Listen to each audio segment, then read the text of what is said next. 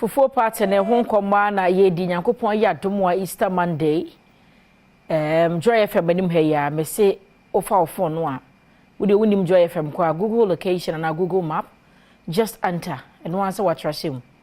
Joy FM kokomlemle edo beba abepie mu fidua mu asei so obefa online cast ni bi nso na ba no anso so mfa mbra wo enta Joy FM kokomlemle odo beba yenhia Monday na Kristo ni wo ne sorry no ye nidi ho sanse ni wo no are ho de nanso ye Kristofo ete ase de ye nim sa amane sa anka ye nso ye nya fa ho de enti ya na eye ni gidanti kwasi ada se dodo no abese fufuo na akwa asore de na de che juada no a ye hia ne ayo do didie ne adidi ama ye fe eti de ohia ne ayo a paiwa ne share braso se mi di nkomo na mama bisi aba me ne ye share ya chepa na de nyame Adom eje nya bedu mama bisi abedu papa ya Kelmed Pharmaceuticals Ltd wo mo de bedwa so no ye nkodi ho enkomo mama bisi akope ena de wo kran ne Ghana mantene pa ya ye sha se ye kran fufu party na awie ena wo de wo kran ne Ghana mantene sa kakra na de awie mama bisi mboboko de ya me Adom na wo so Nyankopon gusu sraye pa ye sha Kelmed Pharmaceuticals Ltd we say more pie leaf de te yeso de ye mene Iron Labs gripe water Molly's baby massage oil and a BC56 cream and home komo and a yebedi and never hen yes as ye free. Sani awa boboso no. Ye de pie leaf. Okay. Ebe shase ye de BC every. Okay. Aha. Sani Mrs. Study kan boboso no ye wo pie leaf and ye wo BC56 cream. Pie leaf no ye cocoa edru ye wo ne tablet ni ye wo ne ointment. Okay. And ye wo Iolabs grape water. And ye grape water one so side effect be anim ni nyina eye haban ma ene ye de ye na Molly's massage baby oil and also ye de wasa nkwala ye de massage omo nkwala moto wano ne eyi omo a omu nyini eba no wo de massage omo a ne sisimu ne nan kokumu nyina eye den ema emfa o ha obi amba esasiesie wede no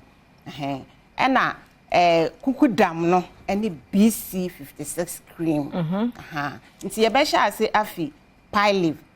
leaf ye do won so aka me da akofa fi India mamu de aba oman mu ha eyen haban ne ye de aye side effect bia eni nti se wo to a eno ani pie leaf e kura duro no da bi eno ye yi koko de no de tefa so e na de ye mene no ye won ointment mi atie no ene ye won ni aye mene eye tablet no eye external ni internal koko ne de nka esisi wo ho ye mama fa so na apro asembe na wakofa ba ye wo koko a ewo ye mu efifi wo mu okay koko ni ewo wo mu no emfifi o eno no eye koko a ehye sebe woto kwan ye wodro ben bi wo ho aha abro di beka se vein a ewo wo rectum honomo inflame ehuhu ehuhu a eno na epai be pie ewo woto ho aside ni efifi wo ho no eno de kura ye kokozam eno ye nkete ye wo kese a epai a edi moja ene nam a efa oto bebia wo gya wo nan efa no ehu pa na eduro bia eni ho apart from pie leaf enu ntina mama ye de be keka de wo ye ready na mama de ye be mene akoye mu na fe pie free woto ho na wo de ointment ye wo asaye so emoa no atiefo ne ahwefo a mo hwe me mo ntena se ma obi emfa bibi enna adam adura a doctorfo ene a nursefo eyusu no ene ne aduro papa ono onimu nro okọ school akoye course bi e fe ne pharmacology eno ye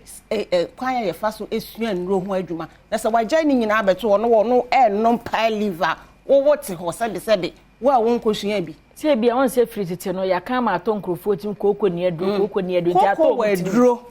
koko aduro no ene ni we okay koko ni aduro se wo de ko hospital na se efifi wo mu na pie wo woto eno ane surgery na wote se surgery procedure ni dia we yem show na yes eno echire kura no ansa na yebekọ ye surgery no yes an wo procedure bi a yebeye ye ko exam woto ye de nema kofofa wa hu ye koyi efi woto honom a eye surgery na ekọ a ebesen aba ekwa ebesi aba nti eno ane pie leaf ne tablet ne ointment no entwen ema enkopa wotumfa moja tu obi amre eno ne eho no na wo bewu no because nipa ya hoden eye moja nti se pie na se moja etu a wo he afa na wo san akoma ye di moja fufres ye di moja si usu a ebesi abesene nti ade na wo nkopa pie leaf tablet ne ointment no wo mini bi na wo di we so fufa sabi waja nan kwan no oto abroni beka said the anus okay aha nti kwana akopa bi entwen enkofo obre mimi wo engine room wo mi waso ye ho minimum ni ameka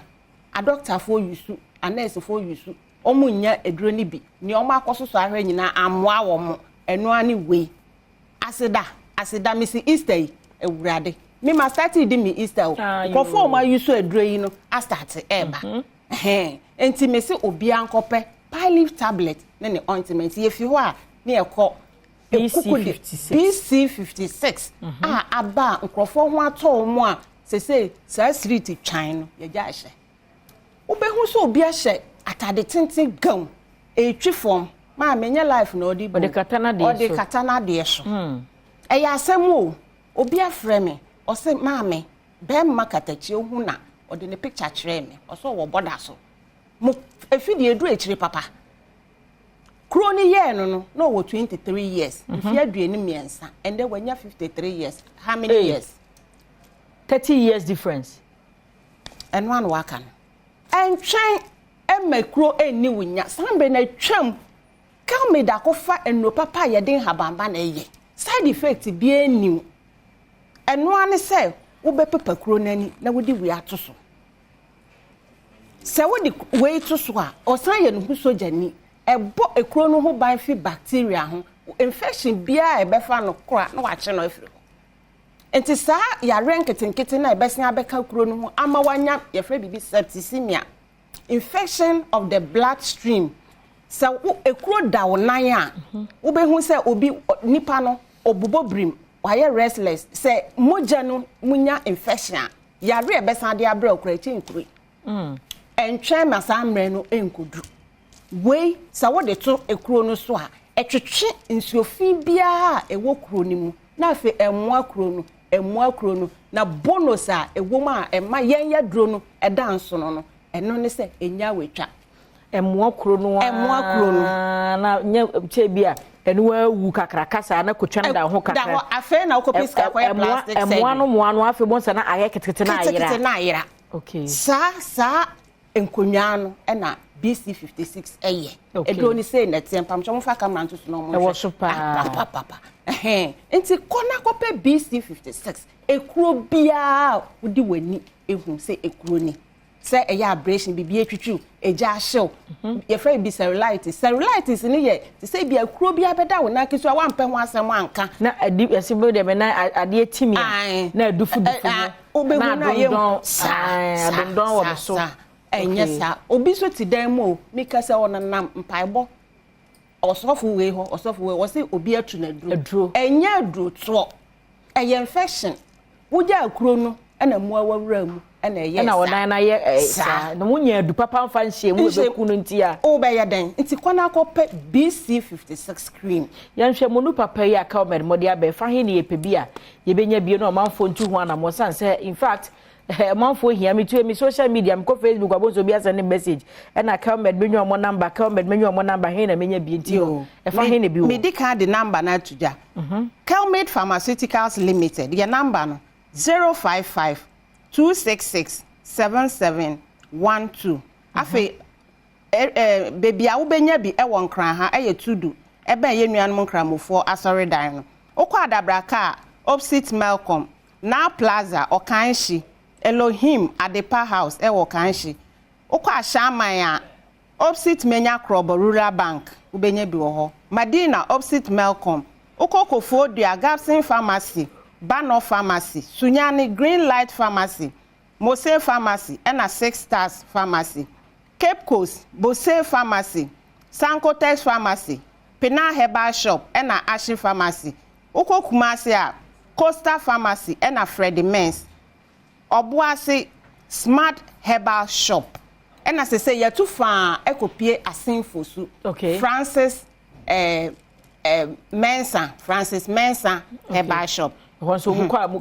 mu papa nyina no papa just a baby amabobos ana afi pharmacy bia wo bewura mu biara omo wo bi emre nti pharmacy numbers obi hia bia numbers no mi site mu bi 055 266 7712 obi man so no ope bi ofre number ya mbotumi e deliver bia no bia wo bia ofre ya ye de beba ana afi wo san frɛ na ekuro no etete we hawa ye wo nkrofo a omo beba abehwa ma specialist obetumi abafie aberekuro na ma obra no wonni how kra sedwuma no na Kelmed afato no ho so de boaga na all right yeah that's it ebusua na se mama bc no Kelmed Pharmaceuticals Ltd do papa omode aba no ehon komo de yedie no de hye bi okura turu mfie pii wo pobi ma na manage kuro na makuro na wu a omadwuma mo ye no numbers no bobo ma the screen so obetumi afa ye na ye homra tel ne ba enkomo twetwe de aka kye nyina no ebeto aso